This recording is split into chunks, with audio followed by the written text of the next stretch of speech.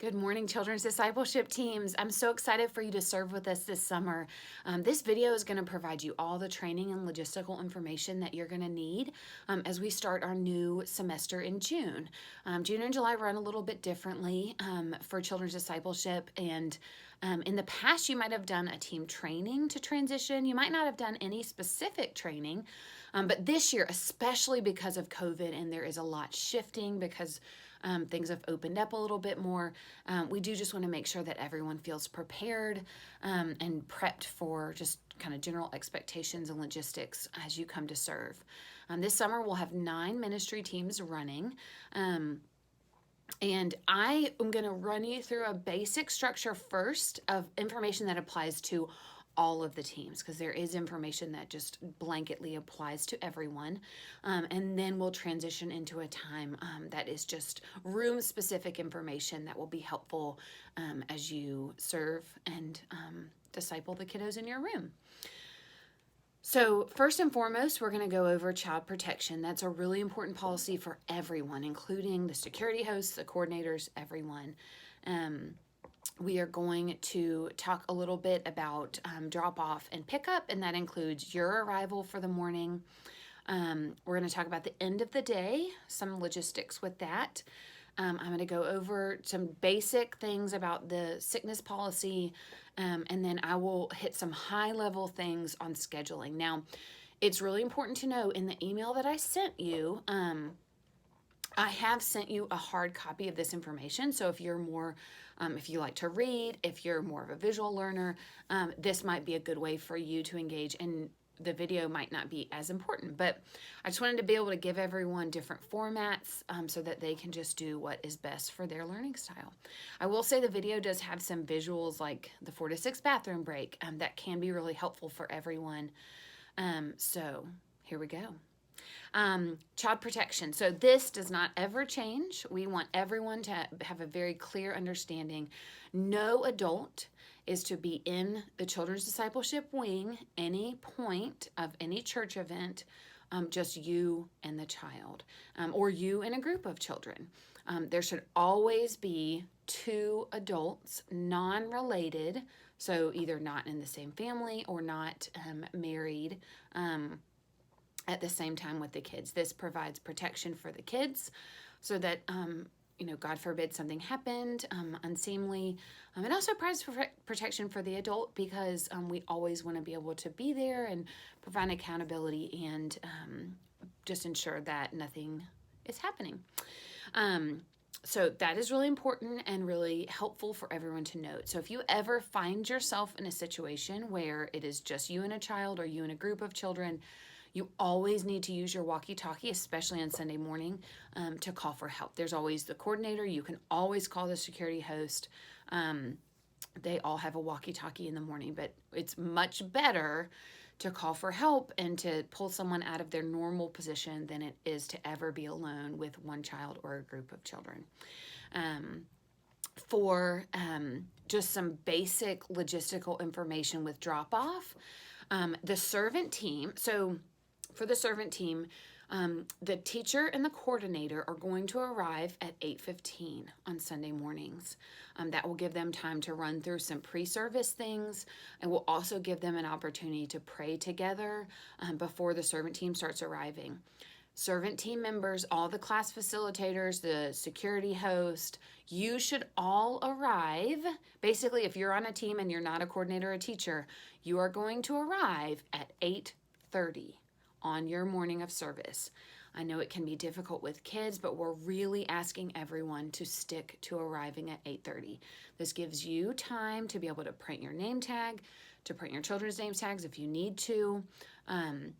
If your kids need to come with you, if you and your spouse are both serving, we need to make sure that your children stay with you until 8:45. That way, all the servant team members have plenty of time to get there. When you arrive, if you are on one of those teams, you are going to find the coordinator and let her know you have arrived. You will go to a station and print your name tag, and then you will go up to your room after she has given you your devotional, or he. Tim is serving now, so I shouldn't leave out the he. So you will get a devotional sheet that's got some basic information about what we're studying that day, some devotional information for you to read and just prepare your heart as you get ready for the kids to arrive. All of your lesson, your schedule, all the activities will be prepped and in your room on the shelf if you are facilitating a classroom. So you should not really have to do anything other than just come in, find the coordinator, print your name tag, and then go prepare your heart for the kids to arrive.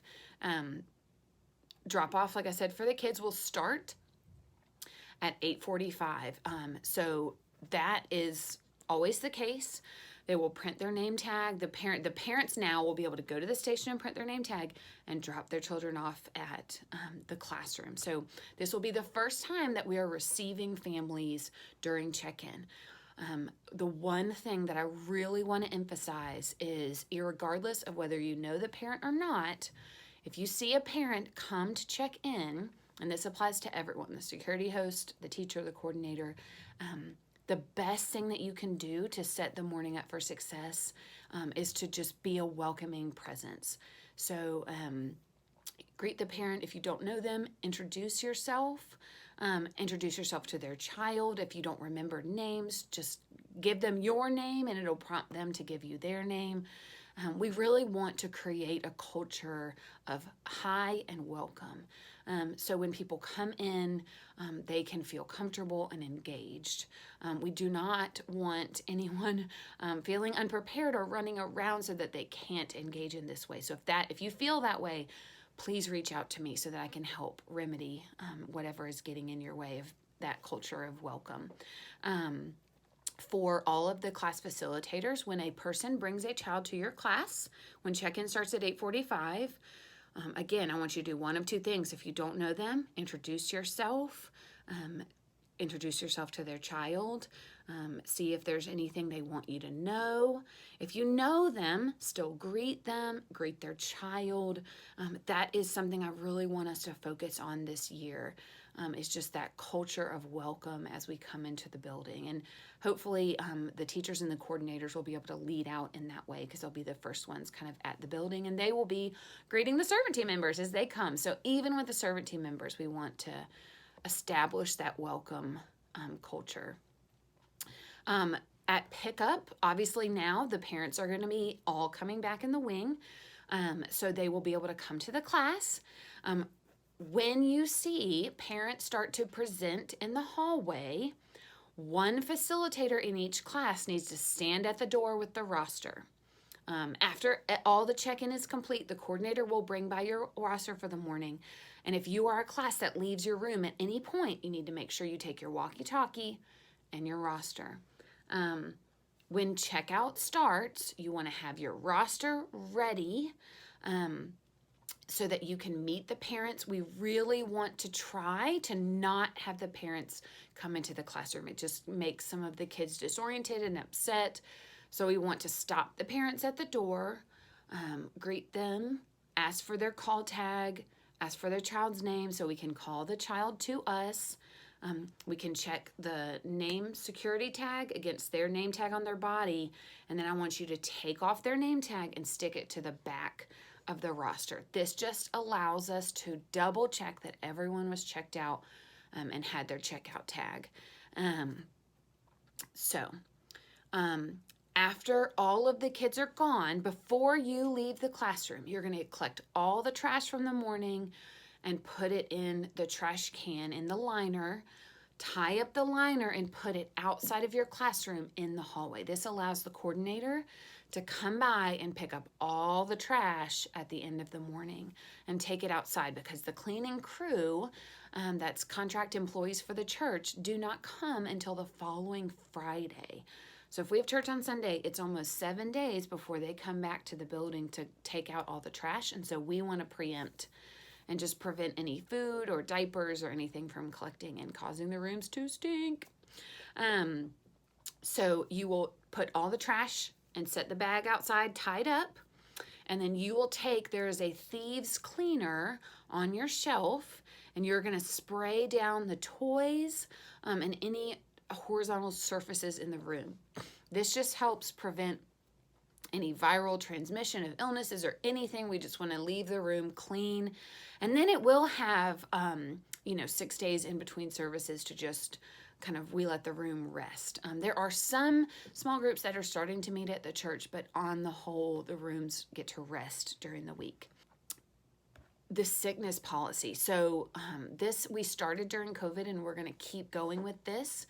If you or your children have experienced any contagious symptoms, I'm going to put the list up, but it's nausea, vomiting, diarrhea, fever over 100.4, or a skin rash that's discolored or bumpy.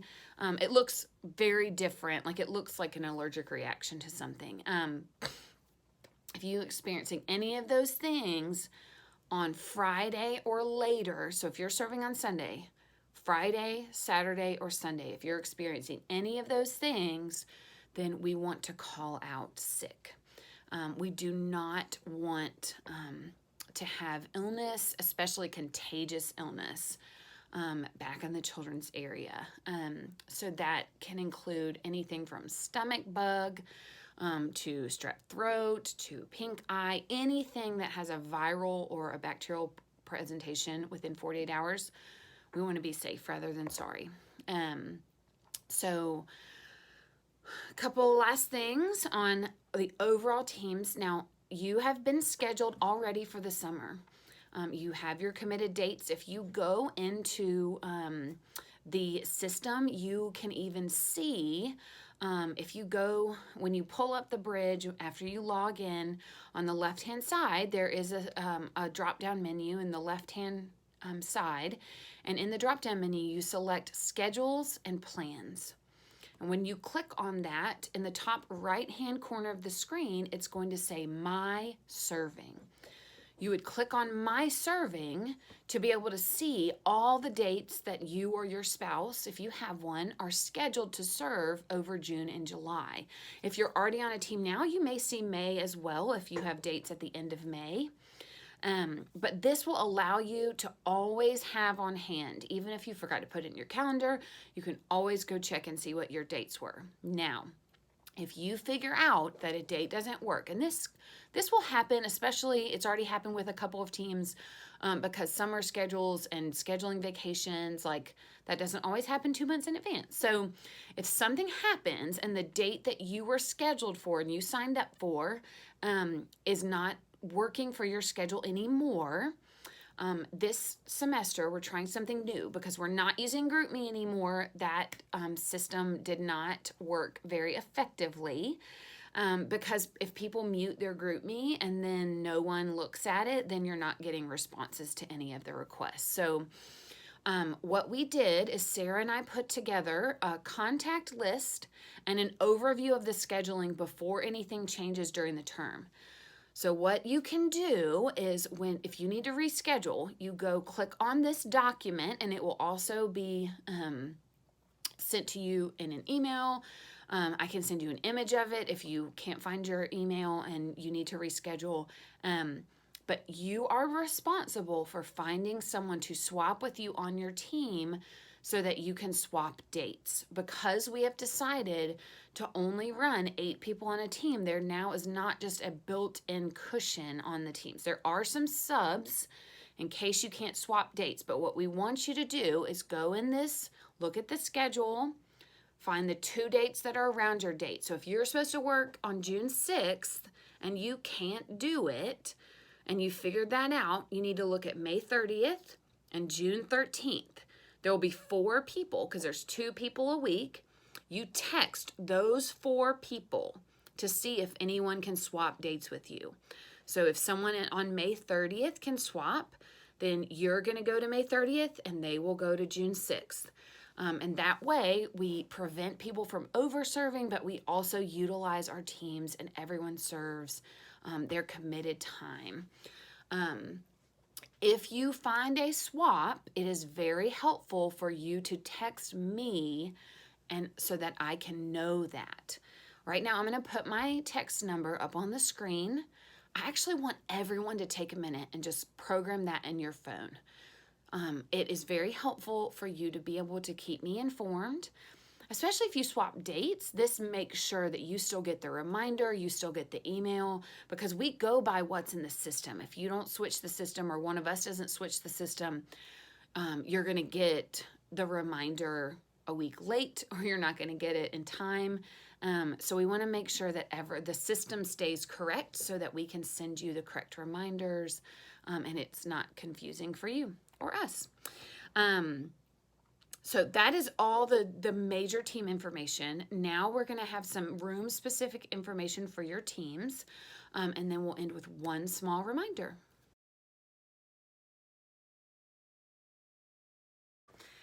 Hello, 4 to 6 team. I'm so excited for this summer for you guys. I feel like we're going to be able to move about the hallways a lot more in children's discipleship. We'll be able to take them back to lesson and worship and actually do some worship for the 4 to 6 ages. And I think all the transitions around the building will help keep things exciting and fresh, and it'll just engage their hearts. I think it'll add a lot to the class morning. One thing I just want to remind you guys is whenever you're moving out of your classroom, so obviously in the morning you arrive in the playroom during check-in, and the coordinator at that point will bring you your roster before you head down to the classroom. Sometimes she might have to bring your roster to the classroom depending on how crazy her morning was. But anytime you're moving around the hallway, by the time you get in the lesson worship, you should have your roster. And anytime you leave the classroom, you should always have your walkie-talkie. That way you've always got, what kids should I have with me? And help is always a walkie-talkie button away. So just for your safety, the kids' protection, peace of mind, all of that, we want to make sure we always go out of our classroom with the roster and the walkie-talkie in hand.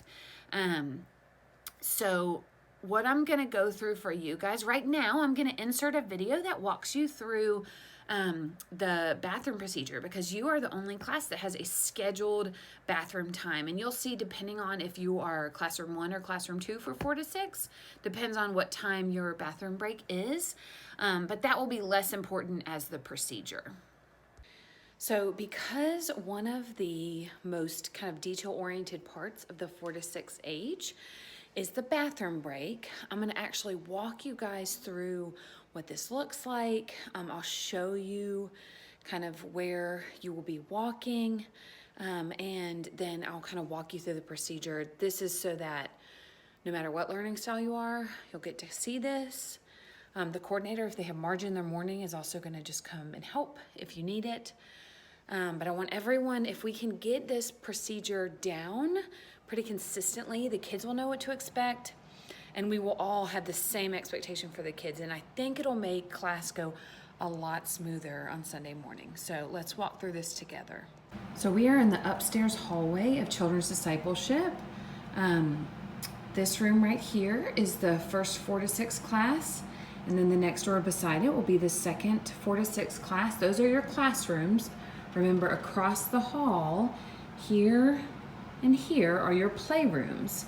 And that will be used mainly during check-in and check-out. So when it's time for bathroom for your class in your scheduled block, you will line all the kids up at the door, single file. You'll put one adult in the front of the line and one adult in the back of the line.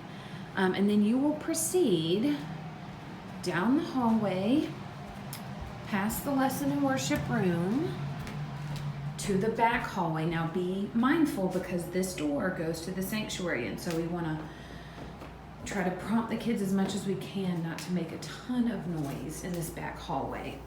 You will have all the kids walk past the restrooms and line up on the wall at the bathroom waiting area. You can see there are little pieces of tape. You can ask all the kids to put their feet on a piece of tape. And if you get all of the kids on their piece of tape, then what you can do is one of you can stand right here, kind of supervising all the kids that have not gone in yet or had their turn. And then the other adult can stand right here, kind of in between the two bathrooms, so that you will be able to see the kids that are coming out of the bathroom. And you can see there's tape on the stairs. So when you get them, again, have all the kids walk down the hallway, find a piece of tape in the bathroom waiting area, And then you can go one at a time, starting with the front, and ask them, we're going to go to the bathroom now. I want you to go try. Some kids will say, I don't need to go. But you can just encourage them. We're going to try because we're not going to go again in our morning. Obviously, the bathroom door to the women's can remain propped because there are stalls that the kids can use. During the summer, they will be able to use all the stalls. So you can have up to 4 girls in the girls' bathroom, and then this is the men's room. There's only 2 stalls, and so you can have, I would prefer just one boy going in the bathroom at a time if they're not going in the girls' restroom. But all of those are private, so you could have everyone go in the girls' restroom and that would be fine. This age is 4 to 6, so that should be totally fine from a child protection standpoint. So again, your kids are all lined up on their tape. You call them to go to the bathroom, whoever's standing here with them in the waiting area. You have them go in one at a time, and when someone comes out after having washed their hands, and yes, you should always ask them if they wash their hands. The person who is standing here in between the bathrooms will be able to kind of see, so you can prompt them, you can work together to do that. But then once the kids come out of the bathroom, you're gonna immediately get them seated on the stairs. So either the kids are waiting in the waiting area, they're in the bathroom, or they're on the stairs, and this just keeps everyone very organized. It prevents chaos, and it helps you guys to know where you need to be so that you can see each other and everyone knows what is expected of them. Once everyone is out of the bathroom and seated on the stairs, you're gonna have all of them stand up and move over to the railing. And this will take a second because they want to all be in single file down this banister. So you're gonna have them stand up, move over against the railing, so allowing people in, and then this adult that's standing in between the bathrooms is gonna walk all the way to the front of the line before they start moving. So you can cue them, you need to wait until I am the line leader and you get up the stairs. And then the other adult that was in the waiting area, once everyone's done, can move and take their place at the back of the line. So you should always, when you're moving, have one adult in the front of the line and one adult in the back of the line to make sure that none of the kids move in a different direction or start running in the building or anything like that. All right, so hopefully that's really clear. The bathroom procedure, if we can stick to it, I really think it's gonna help make that process a lot more smooth, provide less stress for you guys, and just keep the kids moving in a scheduled manner through the morning that doesn't cause dysregulation. So let me know if that is you have any questions in any way. Okay, so we're gonna move into the discipline procedure because this is important for our upstairs classes. As kids get older, we really wanna focus that time on the lesson and the actual engaging with our kids. It's really hard to do that if you're having to do a lot of behavioral management. And it's why, as facilitators, we don't want you guys to have to do a lot of behavioral management. We do want to utilize our coordinator and the parents to be able to assist so that you guys are not focusing on behavioral management, you're focusing on the application and the discipleship of our kids. So just as a blanket statement before we get into the procedure, if at any time a child becomes violent, you want to immediately walkie-talkie the coordinator and the security host. Your job at that point, if a child becomes violent, is to move the other children out of the way so that none of them get injured. You can kind of play defense. And then when the security host gets there, he is going to help you remove the child from the classroom. The coordinator is going to immediately contact both parents. On the shelf in your room will be a contact sheet for all the parents of the kids on your roster. So you always have that handy the morning of. That's something that we kind of learned from last year. If a child is just being disobedient or defiant, you're going to step through this process.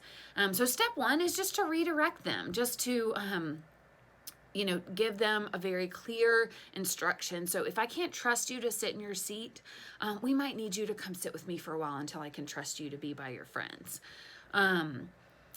If they just continue to not listen or to be defiant, what we want to do is walkie-talkie the coordinator and have her come step in the classroom so that you can remove the child to the hallway. At that point, I would like you just to ask the child some basic questions. We always want to think through a process called HALT. So is the child hungry? Are they angry? Are they lonely? Are they tired? And there will be, on top of the white cabinet in the hallway, there will be some fruit in a bowl. That is for the children. If you are having a kiddo that's having a hard time, and something that you always want to check first is, are they hungry?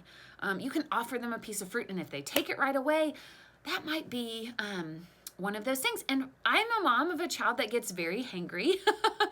EJ can be really nasty when he's hungry. So we always want to offer that first. And if they say no, that's totally fine. That's not something you have to push. And if the child is not able to really answer any questions, at that point, you just notify the coordinator who's in your classroom to give you the number for the parents, and you text the parents and have them come back.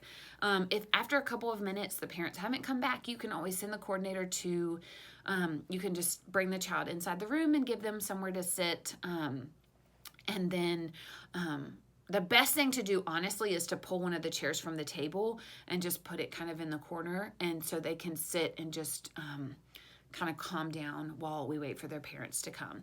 Most kids will de-escalate as soon as you let them know that you're getting their parents, which to me just means it's just not their day. We all have bad days, and that is totally fine. That doesn't mean that we are bad or wrong for not being able to stay in class. That just means we had a bad day and we can try again next time. And I would just say that to the child, like, it's okay. Today is not your day. We're not mad at you. Let's call mommy and she can help us before we make some bad choices. So as soon as the parent comes back, at that point, the parent has two choices.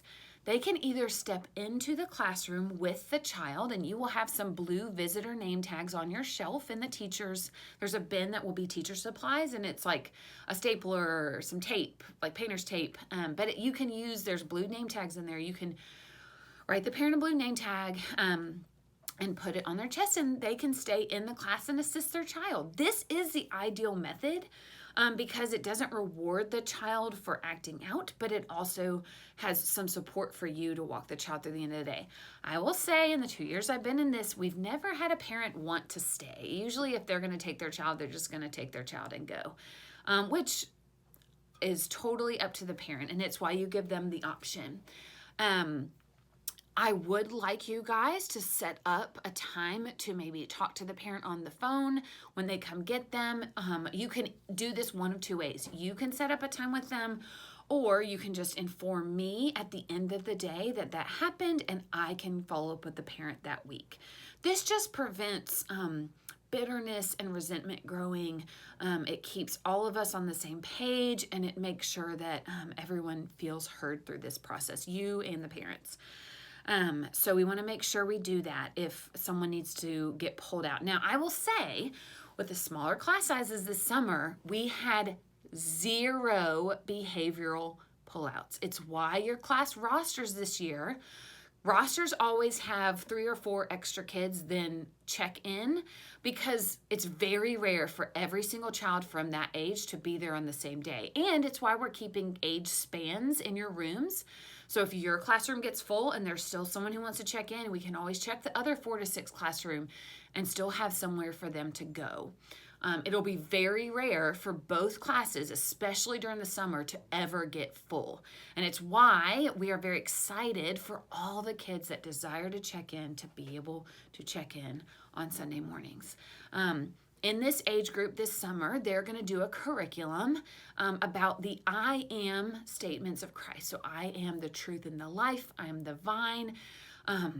It's a topical series, so every lesson is kind of standalone. We'll have a short review of that topic at the day. And obviously, the teacher is going to do most of the teaching of the lesson. You are more going to do activities that apply the lesson. So a craft, a story, they will all go along with the same theme for the morning. So the week of I am the true vine. You might have some book that's got some gardening metaphors. You might make a vine. We try to keep everything moving in the same theme. Something that I'm excited about this year is we're going to have a take-home sheet for the parents, for them to know, here's what we talked about. Here's a couple of things that you could talk about at home. Here's a fun activity that could go with that. Just so that, obviously in the 4 to 6, they're not along with scripture like the rest of the church. And so we want to be able to provide the parents with a way to still talk about these things with their kids, even if they just do it Sunday night. That's what we usually do at our house, is Sunday night after church, we kind of debrief church. So the classroom schedules are going to be in the policy manual that I send you, but every class in this age is going to have the same basic structure. You're going to have check-in, and during check-in, you guys are going to be in your playroom. So we have enough rooms this year, and we're going to use all the rooms. All the toys are not going to be in the classroom. Your classroom is going to have your tables and any visuals on the wall that you'll need. In this room, you're mainly just going to do your crafts. So they'll be sitting at the table. You'll do your story and your snack in this room. And then there'll be a game that they'll do in this room. But really, you don't need toys during all those activities. There's something they should all be engaged in. I think this will actually help you guys because it'll keep kids from, if they're having a hard time following the lesson or if they're having a hard time listening, just wandering away to go play. That is my least favorite thing, to try to redirect kids in the middle of a lesson. So we're going to take out that temptation. So during check-in, you will be in the playroom. This is just toys. They're going to be playing with a train table or Legos or whatever. And then you guys will clean up and line up to go down to the lesson room. Now the lesson and worship is where they'll do some worship and they will do a basic lesson on the story for that day with the teacher. So you guys are really just helping manage the classroom during the lesson. After that, you will either go back to your room for snack or you will go down to the bathroom break. And when you're done with those things, you swap places. So the next class goes down to the bathroom and the other class comes upstairs for snack. You'll both do craft at the same time. You'll both do a game after that at the same time. And then you will get to transition back to the playroom. And we're going to put on a line outside your playroom, you will clip up their crafts for that day. So the parents can, before they come grab them, they're going to grab their craft off the wall. So you don't have to worry about managing all that. And then one of you, like we said, will move to the door with the roster and call out names. The other person will supervise the kids while they play. So hopefully that'll simplify the checkout process for everyone. Now, the last thing I need you guys to do is go to the following link on the screen. It's rvrsd.org/CD team agree. I'm going to put it on the screen, but before May 30th, I'm asking everyone to go there. And you're just basically doing a very simple service agreement with just really clear expectations. We need everyone to go. It's going to cue me that everyone has finished their videos for training, but it's also going to just let you guys have very clear expectations. And this is really what we value. We value y'all being able to do well what God has set you apart to do. So again, thank you very much for serving with us this summer, and I will see you very soon.